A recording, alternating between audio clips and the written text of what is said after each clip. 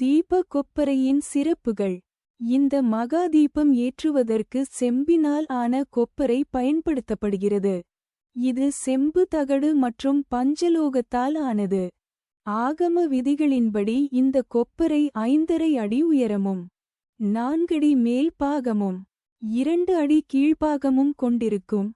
ஒவ்வொரு தீபத் திருவிழாவின் போதும் இந்த கொப்பரையை தான் பயன்படுத்துகின்றனர்.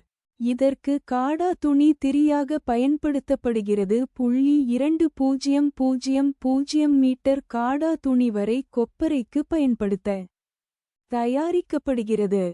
மலை மீது ஏற்றப்படும் இந்த தீப ஒளி 11 நாட்கள் வரை எரிகின்றது. மேலும் 20 கிலோமீட்டர் தொலைவு வரையிலும் காட்சியளிக்கிறது. தீபம் எரிந்து முடிந்த பிறகு அந்தக் கொப்பரை அருணாச்சலேஸ்வரர் சன்னதிக்கு கொண்டுவரப்பட்டு சிறப்பு பூஜைகள் நடத்தப்பட்டு ஆயிரங்கால் மண்டபத்தில் பக்தர்கள் தரிசனத்திற்காக வைக்கப்படுகிறது. பிறகு கொப்பரையை சுத்தம் செய்யும் போது அதிலுள்ள மையானது சேகரிக்கப்படுகிறது. அதனைத் தொடர்ந்து ஆருத்ரா தரிசனம் நடத்தப்படுகிறது.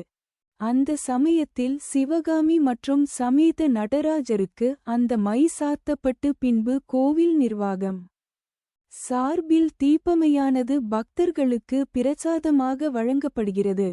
குறிப்பாக மகாதீபம் ஏற்றுவதற்காக நெய் காணிக்கை வழங்கிய பக்தர்களுக்கு கொடுக்கப்படுகிறது.